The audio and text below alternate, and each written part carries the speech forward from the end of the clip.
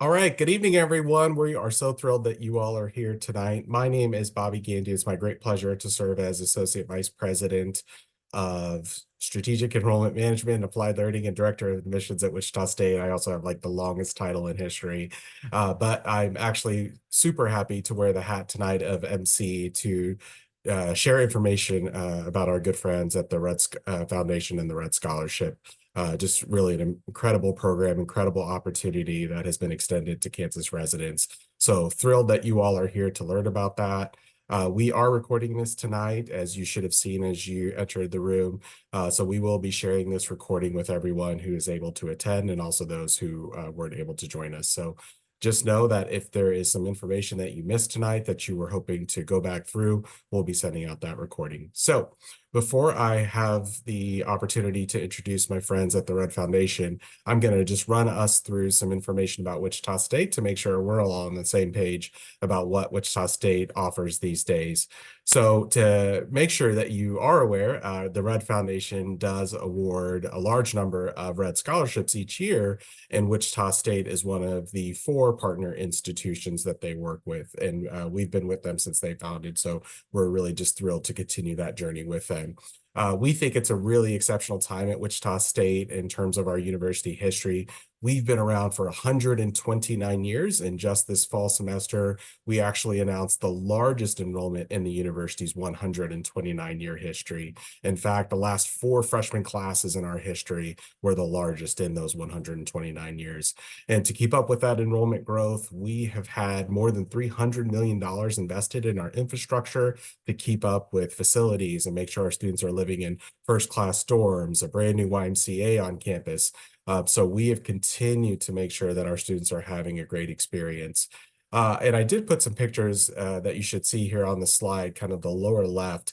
Those are pictures of our brand new Shocker Success Center. It's a $17 million project that just finished up this fall. So our students are able to enjoy it right now. And what's really special about this building is it's purely dedicated to student success. It's right between our library and our student center. We put it in a really high trafficked area of campus because we want to make sure students have access to tutoring, to our Shocker Support Locker, where they can get free food, personal hygiene items, and even our career closet, where they can get business attire for interviews, for jobs, or even just to wear to work. And then a multitude of other success resources. And so it's brand new. Our students have really been enjoying it already this semester. So I just want to make sure you know that we have that available to our students. Just to give you some background about Wichita State, in case you're not familiar with us, we're a medium-sized university, but large by Kansas standards, 17,700 students. We are NCAA Division I in terms of all of our athletic teams, lots of majors. But we're medium size in terms of our class size. 93% of our classes have fewer than 50 students. So if you are used to, say, anywhere between 15 to 30 students in some of your high school classes, we're probably not going to be too much larger than that. Really, a large number of our classes that you're probably going to take your first year are going to be perhaps 30 to 35 students. So kind of very comparable to what you're used to in high school. Large number of our students are first generation, and so it's possible that many of you in the audience are going to be the first in your family to go to college. So of course I applaud you for that. But what I would add is that you'll have good company at Wichita State. We have a lot of resources dedicated to first generation students, and a large majority of our students are receiving some form of financial aid, whether it's scholarships, grants, loans, or something. What I want to tell you, though, about Wichita State, where we see our niche, not just in the state of Kansas, but really in the Midwest, where we hang our hat at the end of the day, is what we call our Shocker Career Accelerator, and it's our focus on applied learning. We think we offer something that perhaps other schools don't, and that is an intensive focus on helping our students find internships while they are current Wichita State students, and making sure that they are having the best LinkedIn profiles, the best resumes, that they are interview ready for job opportunities. So here you see on our slide a number of pictures of current Wichita State students. And I'm actually really proud to tell you that many of them are Shocker Red Scholars, actually here in this picture. And these are all students, for the most part, summer internships from just this past summer. meaning that you see my friend Alicio, who's in the lower left corner there. He attended Highland Park High in Topeka. And he's an engineering major. He actually just finished a stint out in California at Northrop Grumman. So he got some incredible experience there. At the top right is a young lady named Megan. She's also a Red Scholar. And so she got to get some foundational clinical skills in an aesthetic center here in town. My friend next to her right, or to my left, I should say, is Natalie Holgan. And Natalie is actually originally from Jefferson West High School, just north of Topeka. And Natalie got pretty much a pretty cool internship this summer. She got to work at Hasbro, which is actually in Rhode Island. And through that experience, she got to work with brands like you see Mr. Potato Head, Star Wars, G.I. Joe, Transformers, and she also got some experience with Comic-Con in San Diego. So she's a marketing major, and that was really some incredible opportunities. So you see lots of stories here. There's more Red Scholars on this, but I just want you to know this is where we're focused at Wichita State. We want to make sure every single one of our students has a internship experience, a clinical rotation, a research experience in their field of study before they graduate from Wichita State. We think that's critical because by the time you're ready to look for your first job out of college, we want you to be able to demonstrate that you have the academic transcript that a particular job or med school or law school is requiring you to have, but we also want you to be able to back that up with some sort of real world experience. So here you see some really great examples of that from our students. And then the last thing before or actually a couple more things, I often spend a lot of times on virtual events talking about internships and other things, but I always want to make sure I showcase 60 seconds of student life. So I've got a quick video for that.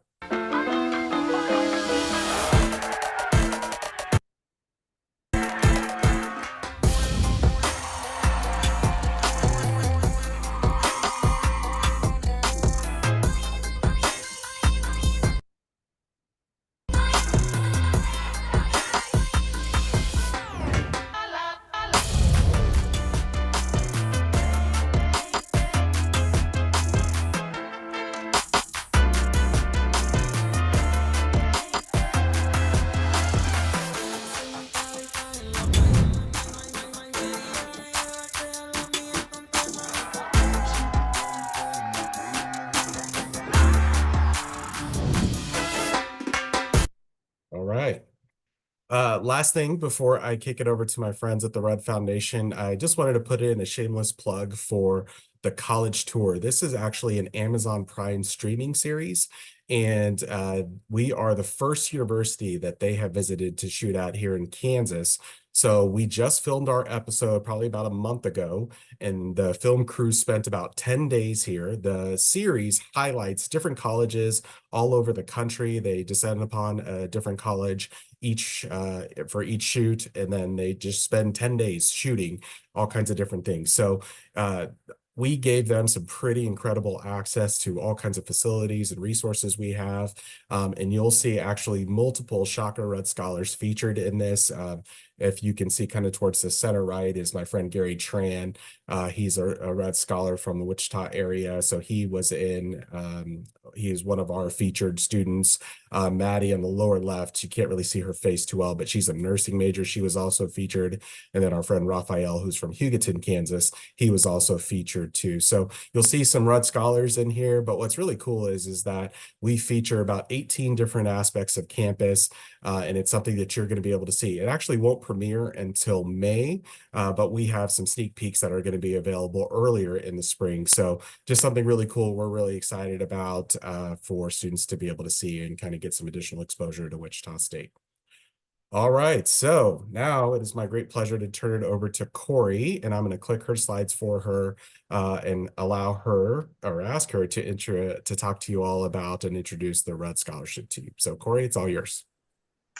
Thank you, Bobby. I mean, each year it gets more and more exciting to talk about this scholarship and the opportunities that our students have at Wichita State. So excited to be here with you tonight to give you some information on what I think is Kansas's greatest scholarship, obviously, definitely one of the largest. So we'll go ahead and talk through some of those eligibility requirements and things like that. So The Red Scholarship, like I said, is what I think is one of the Kansas's greatest scholarships. It's definitely the largest. This year, we are going to award 50 full ride scholarships across our 4 partnering universities, with Wichita State being our largest campus currently. So, to qualify for our scholarship, we need you to be a Kansas resident, have a cumulative GPA of a 3.0 or higher, and then show financial need through the Pell Grant eligibility. Right now, we know that FAFSA is not open currently, but there is a link on our website to the FAFSA estimator, and that'll give you a good idea if you qualify for a Pell Grant or not. It's not 100% guaranteed, so if it comes back differently than you think, reach out to us and we can talk you through that experience a little bit. You also need to be able to submit an ACT or SAT score. The score range is huge across all of our scholars, so don't worry about the score, but we just actually need to have one submitted. The scholarship will cover everything for you: tuition and fees, books and supplies, and room and board for all 4 years. Some of those the video that Bobby showed just really gets me excited about the students at Wichita State, and the experience that our scholars have had on there without the financial burden is incredible. So, like I said, scholarship covers everything. It also covers things that are associated with your program. So if you're a nursing student, we cover scrubs, we cover stethoscope, everything that is associated with your individual program. If you are selected as a scholar, that GPA requirement stays in place of a 3.0. You need to graduate in 4 years, but we really work with you to make sure that that's easy and obtainable for you. We cover summer school, summer housing, if certain requirements are met. We do require our scholars to live on campus all 4 years.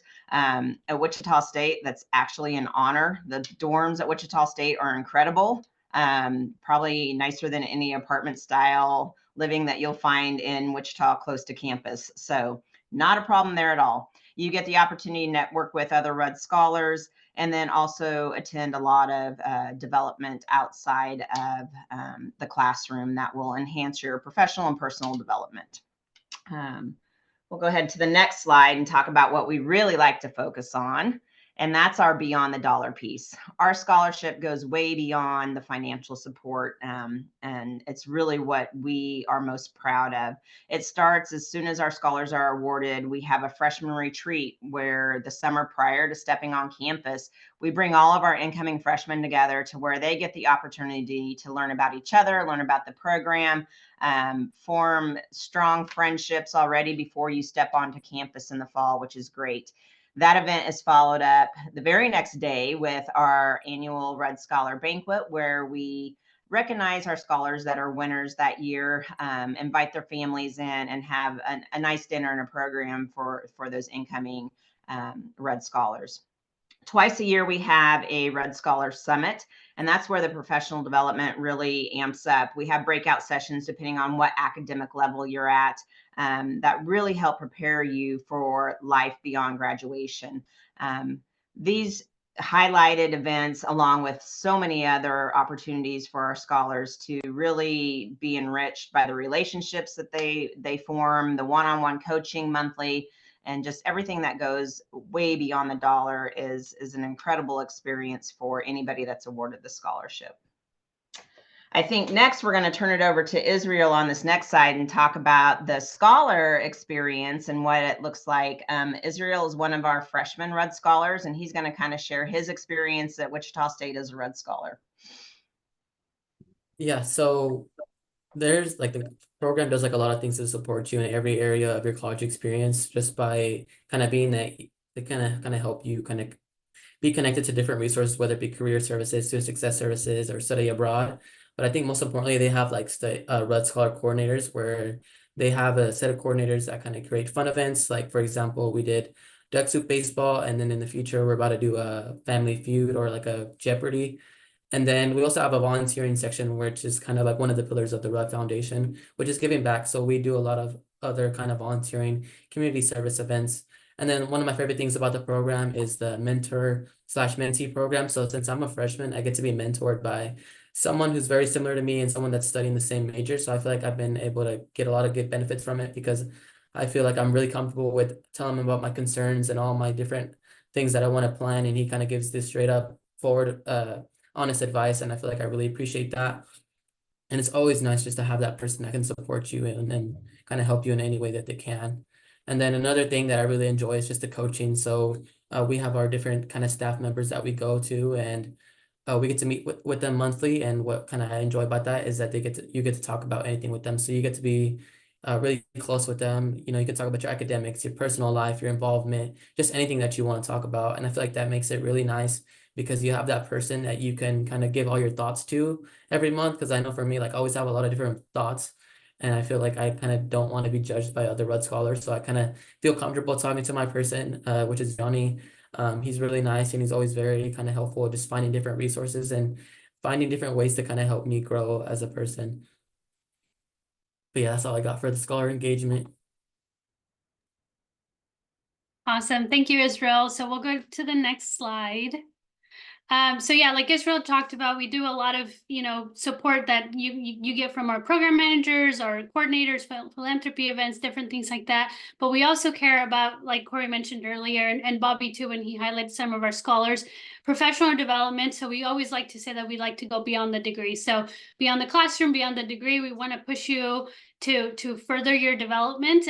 We are covering, all of your finances. So with that financial burden lifted off of you, we expect our Red Scholars to really, truly, dive deep and push themselves to gain more opportunities. So the event that Corey mentioned earlier with the summit is professional development. So we really focus on that. We talk one-on-one with you. The program managers really focus on your professional development. Networking is a big thing that we also do. So we encourage you to go to all of your career fairs on campus. We get you connected with the Shocker Career Accelerator. We connect you with our alumni. We connect you with other community members that we have connections to. So whenever you think about, applying for the Red Scholarship, you're not just, paying for your college. You're joining a community that's larger than what you could ever imagine. And the possibilities of all of the connections that you're going to get with that are pretty impressive. We had close to 45 or so summer full-time internships this last summer, and it's over 130 for the last couple of years. So most of our scholars that are in that window of internship possibilities are getting an internship or some kind of relevant experience. And again, that's just to further your development to once you get to graduation, that you graduate with the job and you know what you're going into, what your career is. And so that's a really great opportunity. And that kind of leads into our Red Scholar Alumni Association. So, the Red Scholar family is for life. Once you become a Red Scholar, it's going to be for life. And the Alumni Association just allows our scholars to continue to stay engaged with each other, continue to give back to the program. Taylor Brock, for example, she's on the bottom right there with her white coat. She's in dental school. So once we have a student who's going into dental school, she's going to be a great resource. We have some scholars that are already in medical school. We have a lot of students looking into med school. They're going to know what that process is like. And that's what the Red Scholar family is about, is learning from others that have come before you to make your process a little bit easier. So beyond the degree is a great way to do that. So we can go to the next slide, please.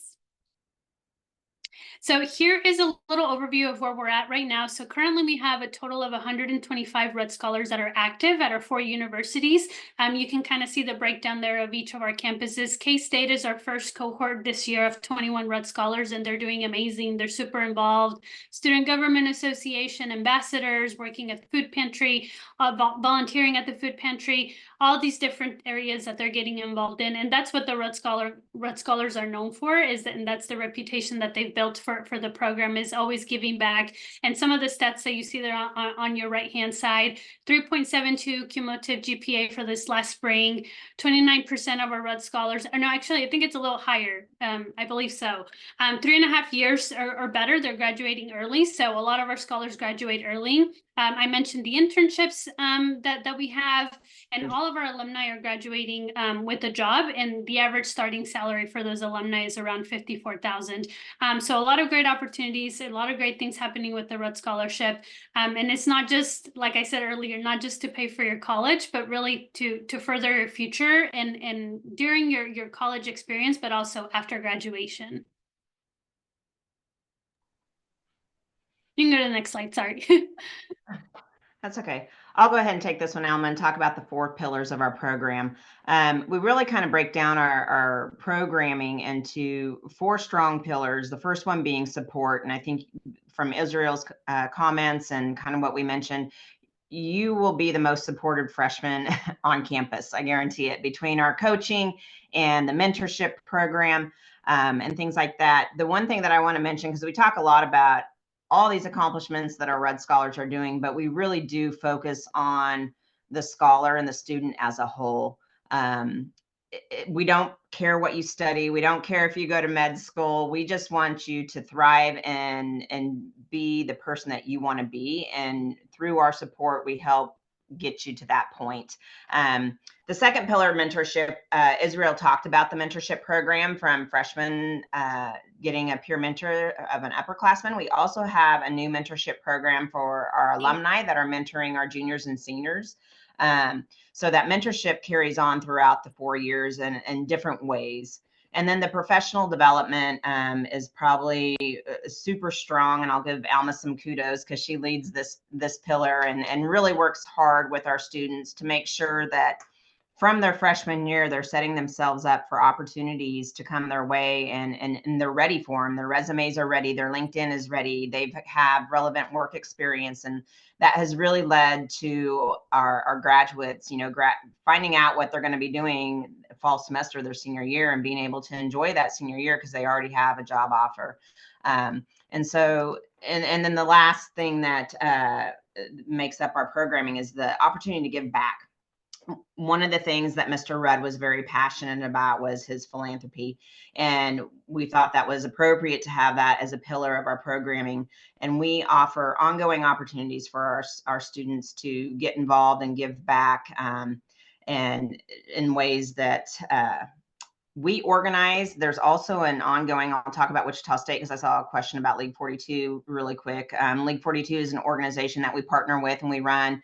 Our scholars actually do tutoring in their education center.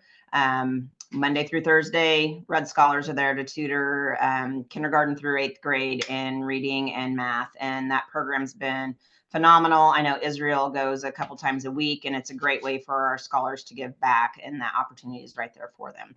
So through these pillars, we really find that our students are really set up for success at graduation.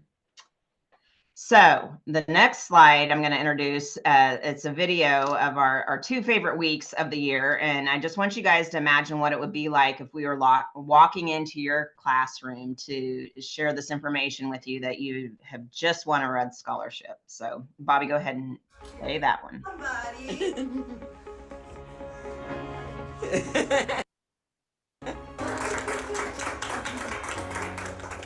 So just so all of you know, we're with the Rudd Foundation. We provide 4-year full ride scholarships here to Kansas high school seniors, and Jana's going to be a winner. So we had about 700 applications submitted this year. 75 people came in to interview, and she is one of 45 winners.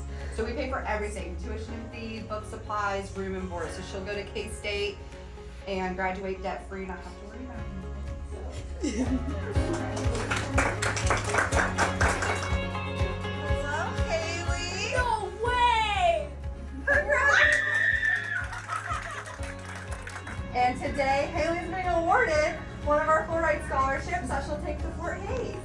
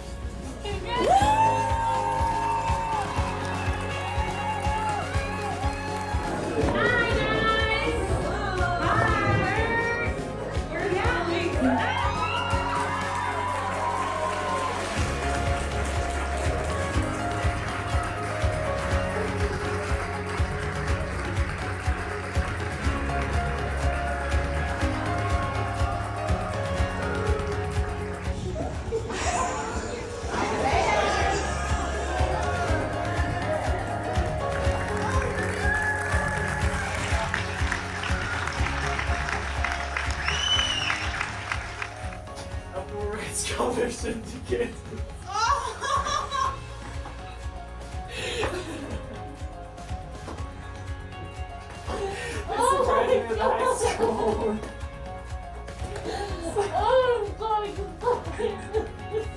won the Rudd Scholarship. I won the Rudd Scholarship.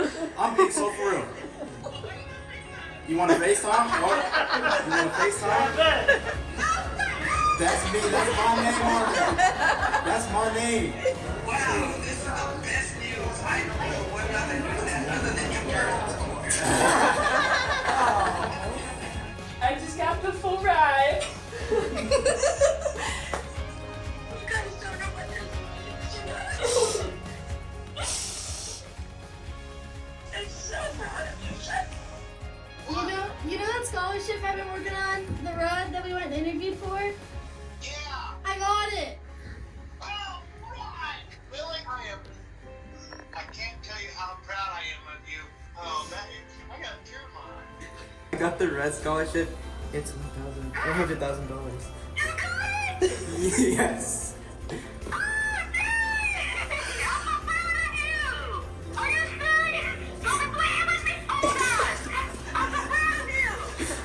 Thank you. But I got the Red Scholarship, the full ride. You what? No way! Oh my God.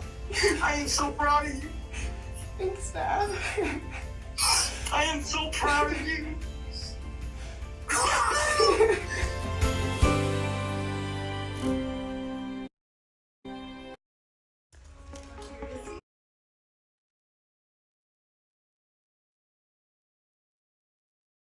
Oh man. Yeah, it's hard to come back from that after watching that video. So yeah, hopefully you guys get excited about your applications and really think about the importance of spending a lot of time on your application, you know, to prepare yourselves to submit a competitive and solid application. So Corey and I, we're going to go through here and just give you guys some tips on what we're expecting for our application. So typically about 50% of our students that apply finish their application. So, you know, as long as you submit it, you have a pretty good opportunity of getting to that interview round. So our application is broken down into several different sections. We do have 2 essays that we do require. So the first prompt is an autobiography about yourself. And then the second one is a time that you overcame adversity in some capacity. So really focus on those 2 essays. When you talk about your autobiography, keep in mind that we are asking you for your high school resume. So everything you're involved in, what you do in the community, etc. Don't talk about all of that in your essay. Give us something different because we can already see that in your resume, right? And so really focus on what that autobiography is and get creative. Tell us your story. Share as much as you're comfortable sharing with us because we want to know who you are as a whole individuals and how we can support you as you go into your college journey. So really think about those 2 essays. We do ask for a recommendation to be filled out by a recommender. You can have up to 2 recommenders, and what you'll do for that is you'll just send them a link and they will complete that form online. It is a one-time form. So if your teacher, for example, doesn't have 20-30 minutes to spend on your recommendation form, have them do it at a time where they have that time to spend, because if they leave the form, they will have to restart. And so we don't want them to feel frustrated for doing that for you. So make sure that you communicate that with those recommenders. And also think about selecting somebody who knows you inside the classroom, outside the classroom, in the community, somebody who's going to be able to give us additional information to kind of, round up your application as well. And then Corey did talk about the FAFSA. So we are asking you to utilize a FAFSA estimator. So you'll just take a screenshot of what that estimated Pell Grant amount is. And I know a lot of students are utilizing it right now, and they're letting us know that they're getting, as $0 as the estimator, but they know that they should qualify for some kind of Pell Grant.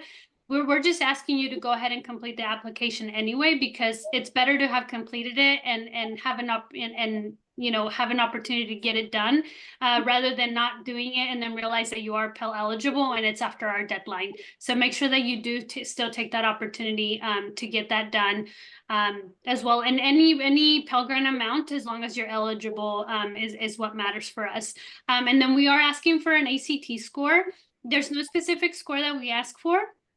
We just ask that you submit it, that you submit an ACT score, and we do not take super scores as well. So keep that in mind. And then obviously we'll ask you for your high school transcript just so we can see the classes you've taken and what your academics look like as well. Corey, I don't know if you want to share anything on those points. I would just say how important the essays are in the application. I mean, that's our opportunity to really get to know the student. So share your story. I was looking on the other side of this page and I asked, what type of students do we look for? I wouldn't say there's a particular student. I mean, just somebody that is proven that they're gonna, do whatever they can to succeed. If there's challenges that are put in their way, they're going to figure out how to work around those. And those essays are a great opportunity to share how you've done that in the past, especially that second essay, and what you've learned from it. The application is open right now, obviously, and it will close on December 1. It does take some time to finish. So give yourself a few weeks to complete that application and take the time to make sure that you're sharing your story the best to your ability. Have somebody that knows you really well read through those essays, and make sure that it's portraying, who you really are as a person. Think outside the box when you're talking about your leadership and your activities and things like that. All that doesn't happen in school. I mean, there's opportunities in your jobs and at church, at home. There's a lot of responsibility that comes in some people's home lives. So be sure to share all that as well. Because like I said, we really do try to learn who the student is as an individual and learn their story. I'm trying to think if there's what else should we hit on there, Alma? Do you have anything else? I think those are good points, Israel. I don't know if you have any tips that you want to give the students on today's call.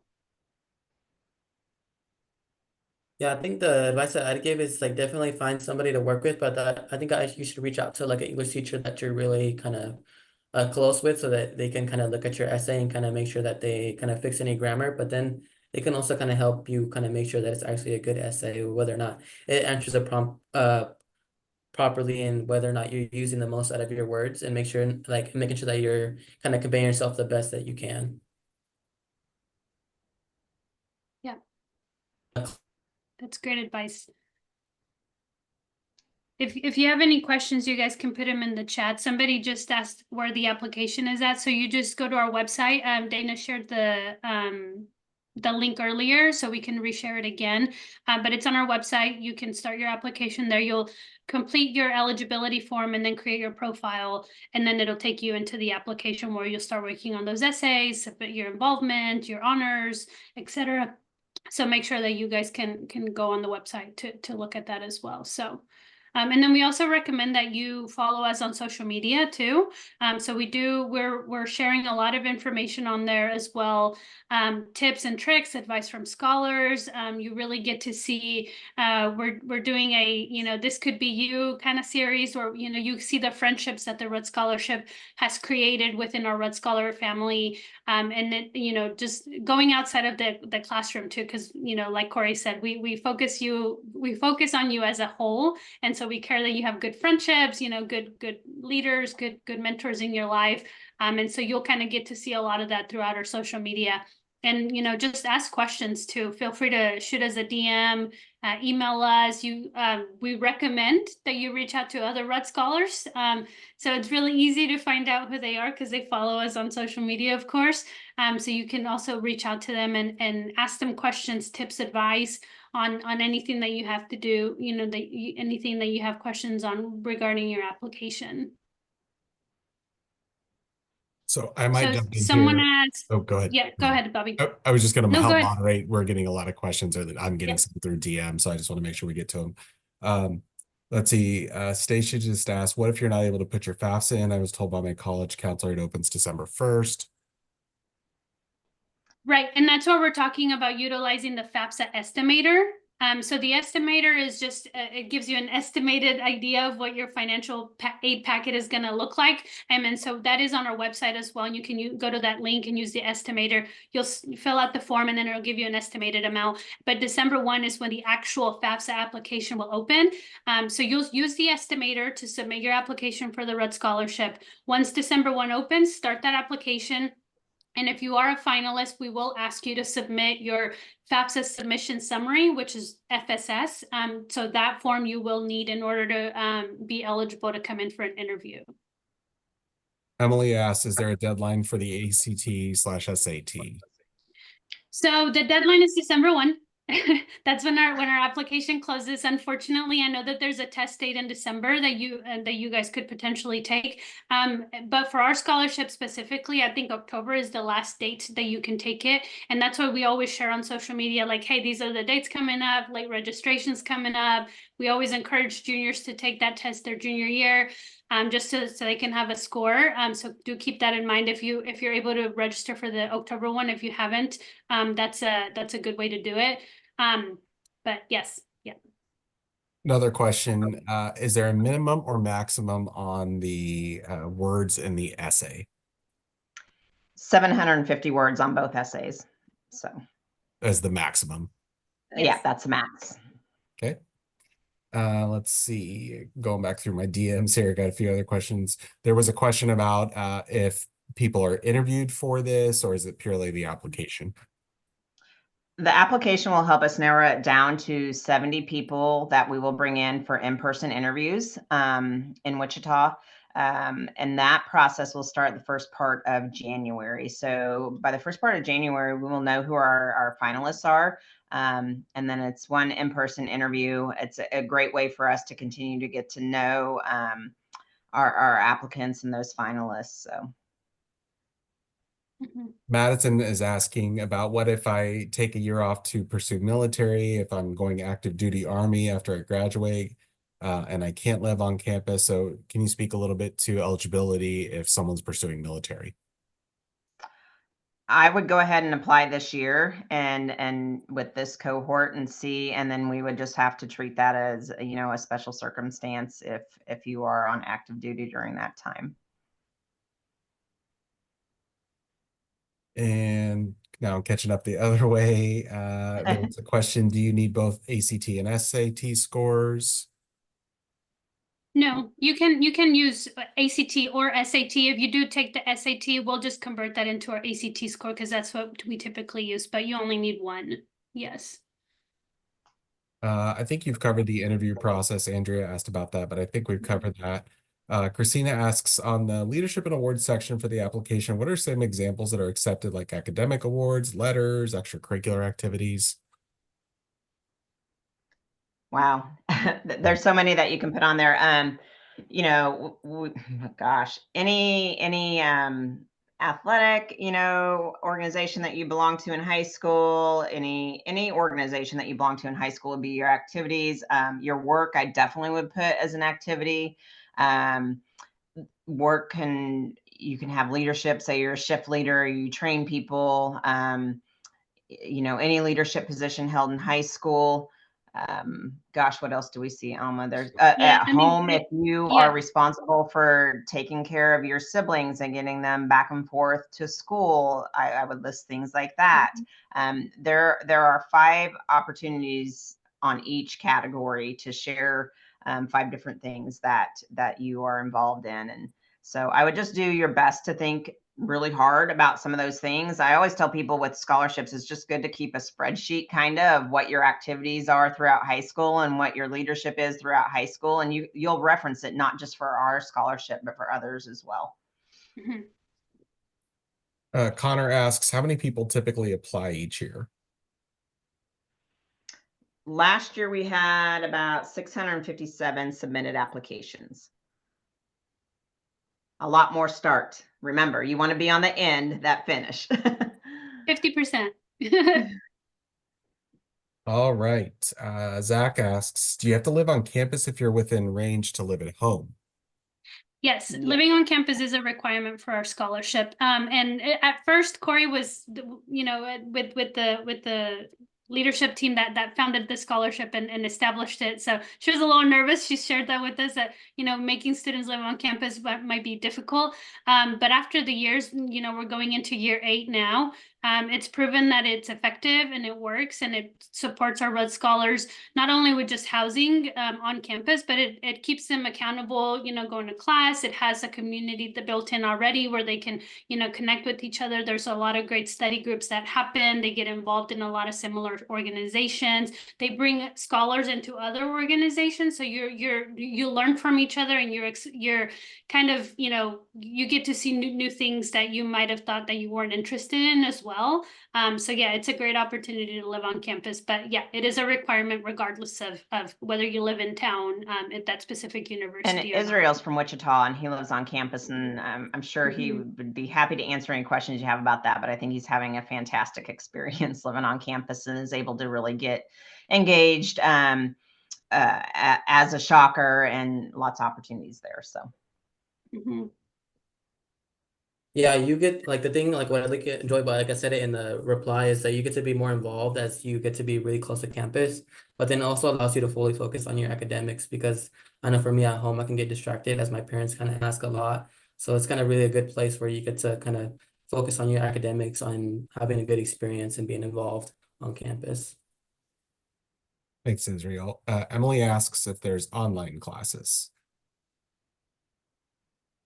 Students are able to take online classes if they want to, but we recommend in person just because it's a great way for you to connect with others and learn. I know some colleges, like the College of Business, for example, at Wichita State, depending on what major you're in, you're going to have online classes just because that's what is offered. So you are able to take online classes, but we do require you to have at least 6 credit hours of in-person classes if possible, just to get you on campus. Aaliyah asks, I'll have an associate's degree in pre-nursing health science when I graduate from high school at that time. Will this affect anything? You'll just graduate early or graduate with 2 degrees. So yeah, a lot of our students bring in a lot of credit hours, and that allows them to graduate early if that's what they choose to do and start making money a lot faster. Or a lot of them have picked up a second degree that complements, like accounting and finance, or something like that. So there's opportunity there. So it's not going to hurt you by any means. Cheyenne asks, what if I'm graduating early and I'm not taking the ACT yet? Bobby, are you guys doing something similar to what you've done previously? No. We don't plan to do an institutional ACT exam at this point, but as Alma mentioned, there's still opportunity to register for an ACT exam this fall. So that a national exam. So that's probably what I would recommend. Yeah, for sure. Next question. Aiden asks, what time are the interviews generally held? Maybe what month, perhaps? Yeah. Mid-January to mid-February. Let's see. We've got some questions that came back up. Covered that. Just making sure I got everything. Isaac asks, how will we share our links to our recommendation letter writers? The platform that you apply to through, you will put in your recommender's contact information, and it will email them the link. And in the instructions, it tells them that, it's best if you have, a solid 30 minutes to complete it, because you will need to complete it in one setting. So there is some instruction in there. I will say a lot of the schools have high levels of security on their firewall and stuff. So just make sure that they get the link. And if they don't, reach out to us. That happens on occasion, but we can usually figure out a way to get it to them. Someone asked, what if you have a child and you can't live on campus? I would say that you still apply. And if you were a finalist, we can work through that on an individual basis. Someone asked about the interview process, but Israel kind of jumped in and answered it. Someone asked, are you allowed to work at a side job 1 or 2 days a week with the Red Scholarship? Yeah, absolutely. Most of our scholars do. Yeah, most of our scholars have some form of part-time job on campus, off campus, freelance, whatever. We know that you have personal expenses, so we don't cover that, unfortunately. But yeah, you are able to work. If you live on campus, would it be a single room or would you have a roommate?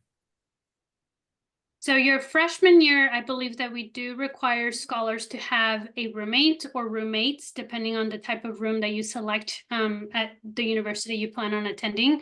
But upperclassmen, they typically end up living in an apartment style living where they have their own individual room, and they can live with other scholars or other friends that they have.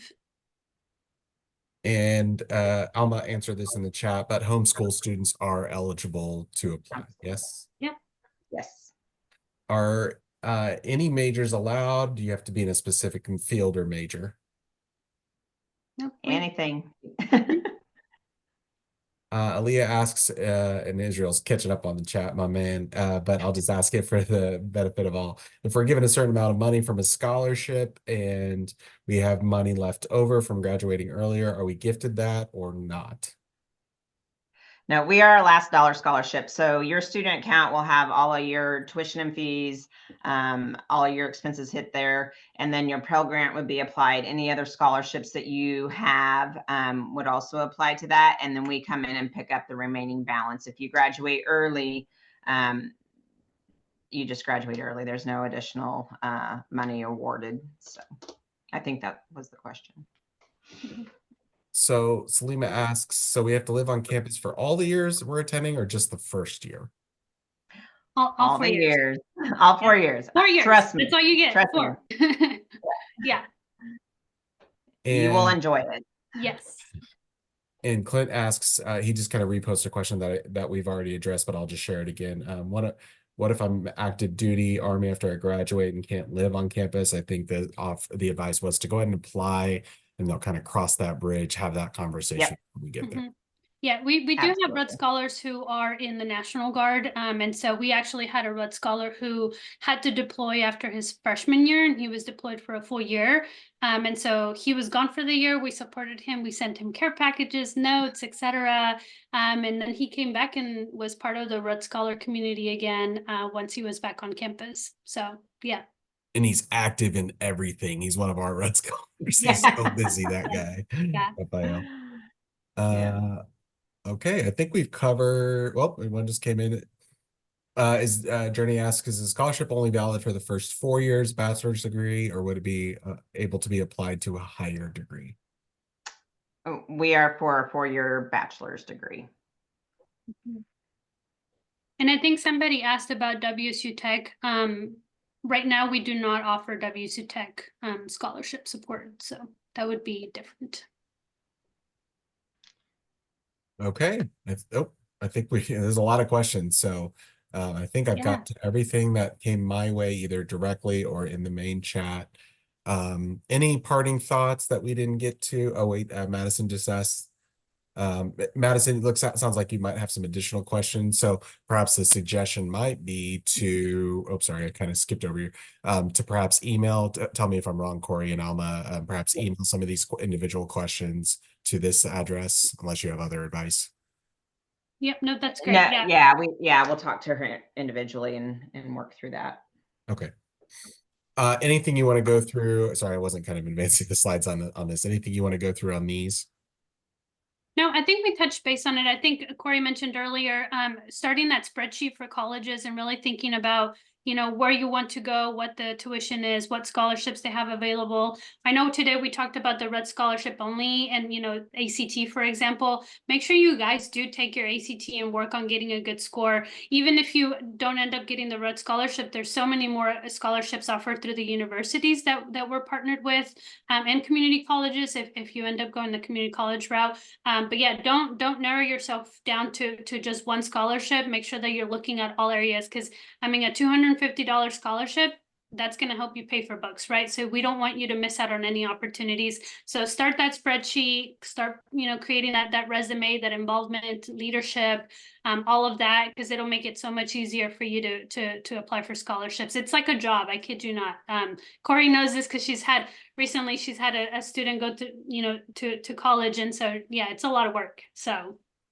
Yeah, I have my kids do scholarship Sundays, so dedicate some time, 1 time a week, to work on scholarships that fall semester your senior year. And if you have that spreadsheet, already filled out. It's just going to make that much easier, and you can add a tab for when all those scholarship applications are due and when you hear back from them, and it'll just help keep your process very organized, and really help you along the way. I know Wichita State, Bobby, you guys are on one application for all your scholarships. Is that correct? So it's simplified a little bit that way. So. Yep.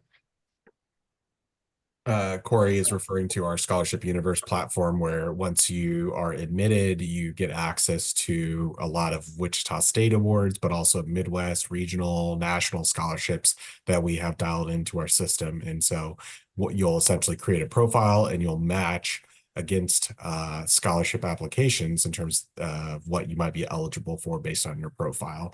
And then we'll provide links to those applications, or perhaps even depending on what scholarship it is, you can apply in our app or our platform that we have. And thank you, Dana. Dana shared that link in the chat. Alma and Corey's advice about making sure we apply for additional scholarships is really good. I just highly recommend that. We never really want to put all of our eggs into one basket. And so Dana is sharing more information about some large scholarships Wichita State offers. So be sure to check those out. You can see the criteria in the chat for what would be one of 3 $64,000 awards. But for the students who compete, we give away about 75 to 80 other scholarships.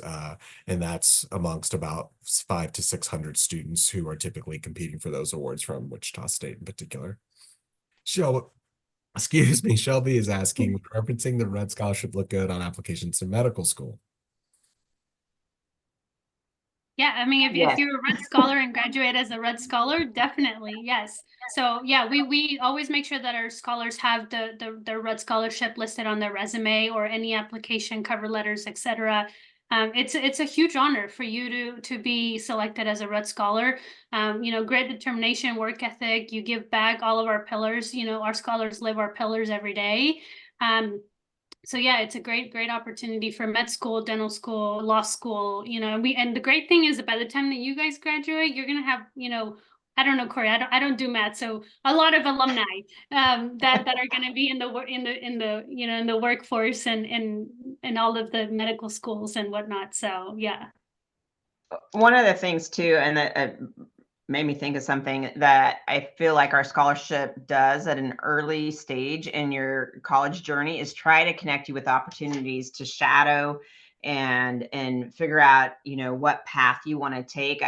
Taylor Brock was on one of those slides, and I still remember her as a freshman, and she was going to be a dental hygienist. And I was like, well, let's make sure this is what you want to do, and found some shadowing opportunities for her. And after a couple of shadowing opportunities with a dental hygienist, the dentist pulled her aside and said, why do you not want to be a dentist? And started talking to her. And, I don't know if she didn't have the confidence at that point, but she's killing it. She's on her 3rd year in dental school and one of the top at UMKC in their program. And so just being able to be exposed to that, and Wichita State does such a good job and has so many opportunities for their students to help figure out that path early in their college journey, and just really solidify that decision, and the work experience and the hands-on experience that you can receive at Wichita State specifically is just incredible. And our students that graduate from there are just so prepared for life beyond college, for sure.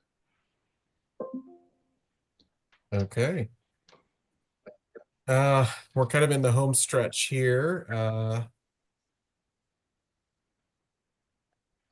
So I just received a DM. Can I apply to do general education in a school, I presume closer to where they live now, so that they can focus on their major? Can I apply to do general education in a closer school so I can focus on my major? Our scholarship is good at Wichita State, Emporia State, Fort Hays, and Kansas State University. So if you want the Red Scholarship, if one of those scholarships are closer to your hometown, you could apply for it. I encourage you, even if you're not 100% sure of which university you want to pick, if this is, I mean, $100,000 can change your mind pretty fast. So take the time, fill out the application. You never know what doors are going to open, I guess. Yeah. And we've had scholars who were, dead set that they were going to go, out of state, for example, and they come in the interview, we have that conversation. We want to guide you the best possible way for you to make your decision. But, when we talk about graduating debt free and what that means for your career, starting, your life as an adult, especially, if you're supporting family, first gen students, et cetera, having that opportunity to graduate debt free, you're going to be able to, put down a down payment on a home, get your first car, all of these things that our alumni are now sharing with us now that we're seeing the impact of that. So don't limit yourself, like I said earlier, to scholarships to a specific school. If you think you're not ready for a 4-year university, I was a transfer student myself, and the thought of going to a university was scary. But if I would have had this support, I would have done amazing at a 4-year school. So even that thought too, for a lot of students is scary. So don't limit yourself. You miss 100% of the shots you don't take is what we tell our scholars all the time. So make sure that you do that.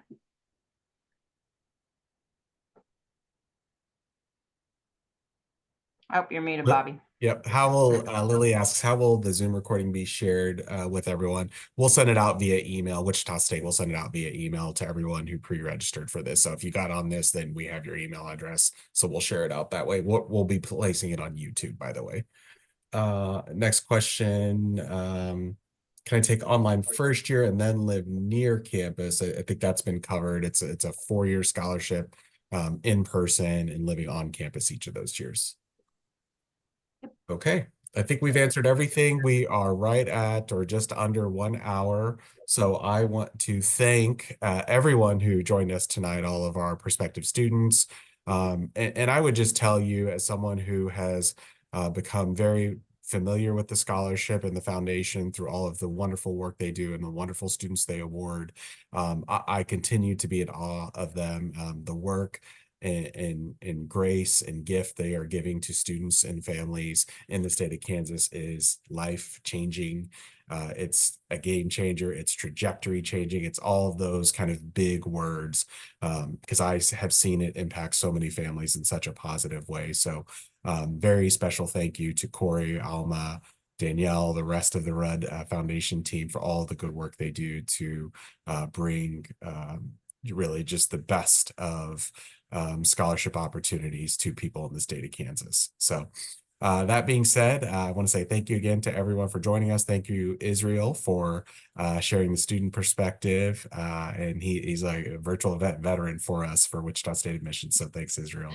Always good to see you. Thanks, everyone, for joining us. Have a great evening. Thanks, everybody.